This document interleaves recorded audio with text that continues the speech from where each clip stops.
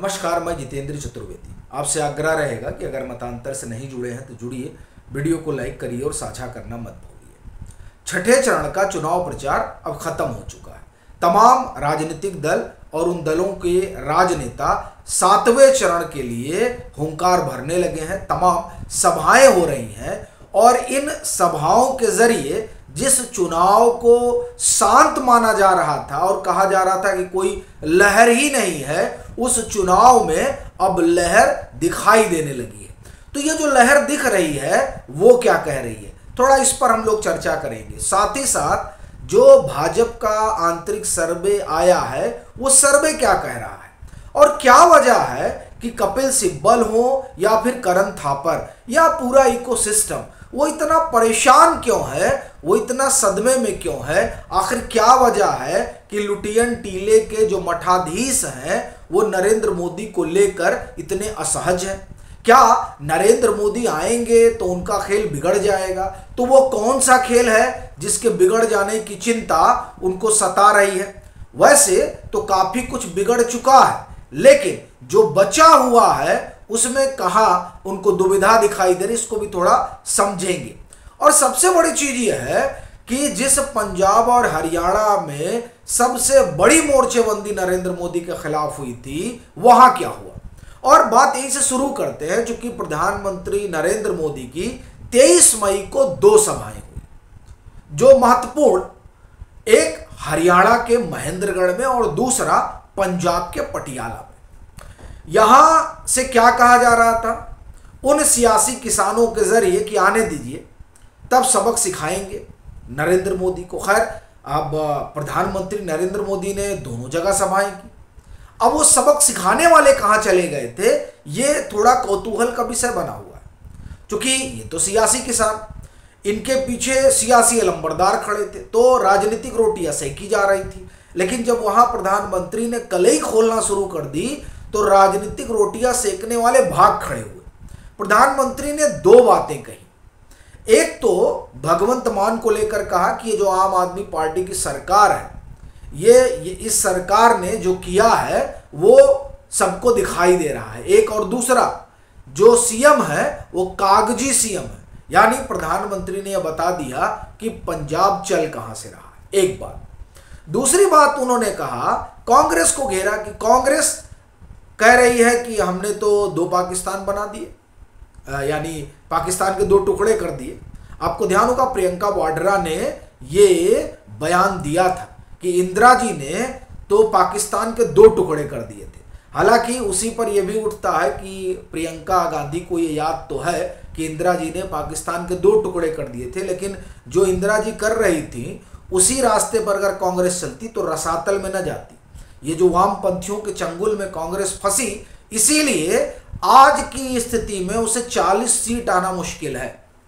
खैर, तो प्रधानमंत्री ने इस बात को रेखांकित किया और कहा कि ये जो जिस लिगेसी का दावा किया जा रहा है, दरअसल बात तब बनती जब ये काम कुछ बड़ा कर लेते। और काम बड़ा कर लेने का मतलब यह है कि करतार साहब वाला जो मसला है उसको सॉल्व कर लिया जाता।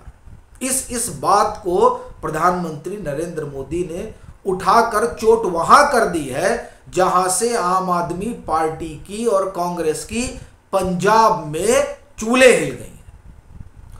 दूसरी चीज जो हुई वो बड़ी महत्वपूर्ण है ये, इसलिए क्योंकि देखिए हो क्या रहा है कि कहा जा रहा था ना कि चुनाव बड़ा शांत है, और जब कहा गया कि नहीं करंट है तो बोला उन्होंने कोई करंट नहीं है। अब कह रहे हैं करंट है। और करंट क्यों कह रहे हैं? क्योंकि अखिलेश यादव की सभा में लोग आ रहे हैं। बड़ी चीज यह है कि अखिलेश यादव की सभा में जो लोग आ रहे हैं वो लोग दरअसल उन वोटरों की लामबंदी करा रहे हैं जो शायद भाजपा के पास ना जाती। क्यों?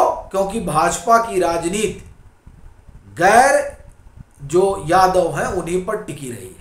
और ये जिस तरह से पूर्वी उत्तर प्रदेश में चुनाव पहुंचा है और वहां पर हुजूम उमड़ा है, वो हुजूम दरअसल एक बड़े तबके को लामबंद करेगा भाजपा के पक्ष में, क्योंकि ये हुजूम सपा सरकार की याद दिलाता है। और सपा सरकार की याद उत्तर प्रदेश में जब जब जिसको आएगी वो कान पकड़ लेगा कि इनको तो नहीं लाना है, बाकी किसी को ले आओ। यानी भाजपा को ले आओ, नहीं अच्छा तो बसपा को ले आओ, लेकिन सपा का नहीं आना है। यानी आप देखिए ये चुनाव लोकसभा का है, लेकिन लोकसभा में भी लोग मन नहीं बना पा रहे हैं इनको देने का। एक बात। दूसरी बात, कई लोग कह रहे हैं कि नहीं 2022 में देखिए मत प्रतिशत बढ़ा था समाजवादी पार्टी का और 10-12% का अंतर रह गया था समाजवादी पार्टी और समाजवादी पार्टी और भाजपा में। सबसे बड़ी चीज ये है कि ये जो अखिलेश यादव का मत प्रतिशत बढ़ा था, उस मत प्रतिशत बढ़ने की वजह केशव देव मौर्य थे, ओम प्रकाश राजभर थे, स्वामी प्रसाद मौर्य थे। यानी ऐसे कई लोग जो जुड़े थे, उसकी वजह से इनके मत प्रतिशत में 10 से 12 आप ये कहें कि फीसदी की बढ़ोतरी हुई थी। लेकिन वो 10 से 12 फीसदी की जो बढ़ोतरी हुई, वो बढ़ोतरी अब फिर जो है अपने पूर्ववर्ती स्थिति में आ गई है। तो इसलिए ये जो भीड़ है, उस भीड़ से जो ट्रांसलेट किया जा रहा है वो आना बड़ा मुश्किल। और देखिए ये ट्रांसलेट क्यों किया जा रहा है? ये इसलिए किया जा रहा है क्योंकि जो भाजपा का अपना आंतरिक सर्वे है वो ये बता रहा है कि भाजपा खड़ी कहाँ है। अब अच्छा, बड़ी चीज ये है कि चलिए भाजपा का आंतरिक सर्वे आप खारिज कर दीजिए। सबसे बड़ी बात यह है कि जो अमेरिका के सब तमाम राजनीतिक विश्लेषक हैं वो कह रहे हैं कि 400 पार कोई जुमला नहीं है, ये मुमकिन है। 305 तो बता ही रहे हैं यान ब्रेमर। आप देखिए कि जो अमेरिका के बड़े पत्रकार हैं फरीद जाकिया, वो भी कह रहे हैं कि नहीं देखिए सरकार के खिलाफ एंटी इनकम्बेंसी होती तो है, ये बात ठीक है, लेकिन इसको मैनेज करने में नरेंद्र मोदी ने बड़ा मिरेकल किया है। वो इस तरह की बातें कर रहे थे इंडिया टुडे कॉन्क्लेव में। यानी आप ये देखिए कि मत भाई भाजपा का आंतरिक सर्वे मत मानिए, लेकिन ये जो राजनीतिक विश्लेषक कह रहे हैं जिनका हिंदुस्तान से कोई लेना देना नहीं है, लेफ्ट राइट से कोई लेना देना नहीं है, उनका क्या करिएगा? और वो जो कह रहे हैं वो बात इनको परेशान कर रही है। तब ये कह रहे हैं कि 2004 दोहरा जाएगा, तब ये कह रहे हैं कि शाइनिंग इंडिया दोहरा जाएगा, और फिर कह रहे हैं कि नहीं बहुमत पे ये पहुंच ही नहीं सकते हैं। इस तरह की जो तमाम बातें कही जा रही वो सिर्फ इसलिए कि ये जो 114 सीटों पर मतदान होना है, उन 114 सीटों में कहीं ऐसा ना हो कि 14 सीटें भी ना मिले इंडी गठबंधन को, और 400 पार का जो नारा है वो सही हो जाए। और जो राजीव गांधी ने या आप कहें कि कांग्रेस ने जो रिकॉर्ड बनाया था, कहीं ऐसा ना हो कि गुजरात की तरह यहां भी कांग्रेस का रिकॉर्ड नरेंद्र मोदी तोड़ दे। देखिए भाजपा तोड़ दे तब तो ठीक है, नरेंद्र मोदी कैसे तोड़ेंगे ये बड़ा संकट है। और यही वजह है कि भाजपा 310 के आसपास बता रही है, जो उसका अपना सर्वे है, लेकिन इनको लग रहा है कि ना अगर ये बात परकुलेट हुई और ये बात फैल गई तब भाजपा 410 चली जाएगी, 415 चली जाएगी, और 410 415 मतलब इनके आंकड़े की बराबरी कर लेगी। तो इसलिए कपिल सिब्बल हो, करण थापर हो, और ये पूरा लायर वायर असत्य सत्य सब लगे हुए बात बताने में कि नहीं 2024 और शाइनिंग इंडिया। उसका सिर्फ और सिर्फ एक कारण है, इसीलिए पूरे इकोसिस्टम में देखिए बवाल मचा हुआ है। अब वो कह रहे हैं कि करंट दिखाई दे रहा है, ये करंट जो है ये छठे चरण में दिखाई दिया, उसके पहले करंट नहीं दिखाई दे रहा था। यानी जब अखिलेश की सभा में लोग आने लगे, राहुल गांधी की सभा में लोग आने लगे, तब करंट दिखाई देने लगा। नरेंद्र मोदी की सभा में लोग भरे पड़े रहे, पटे पड़े रहे। महाराष्ट्र में कहा जाता उन लोगों का कि सरसों फेंक दो तो जगह नहीं थी, इस तरह की भीड़ थी महाराष्ट्र में प्रधानमंत्री नरेंद्र मोदी की सभा में। तब करंट नहीं दिखाई दे रहा था। यानी जब इनका मन कहेगा तो करंट होगा, और जब इनका मन नहीं कहेगा तब करंट नहीं होगा। ये जो 310 सीट अभी 5 चरण में भाजपा कह रही है ना, उसी का सदमा है। ये करंट लगा है जिसका झटका इन लोगों को महसूस हो रहा है, तो परेशान है, तो कह रहे हैं कि नहीं अब करंट दिख रहा है। और किसकी सभा में? अखिलेश की सभा में दिख रहा है, नरेंद्र मोदी की सभा में अभी भी नहीं दिख रहा है।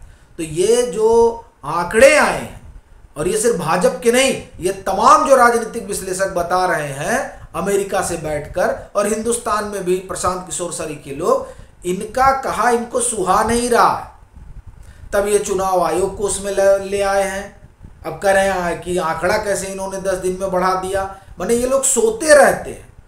पहले और दूसरे चरण में जिस दिन वोटिंग हुई उसके दूसरे दिन इंडियन एक्सप्रेस ने 64% और दूसरे दिन 63 कुछ फीसदी, ये इंडियन एक्सप्रेस और द हिंदू की खबर है।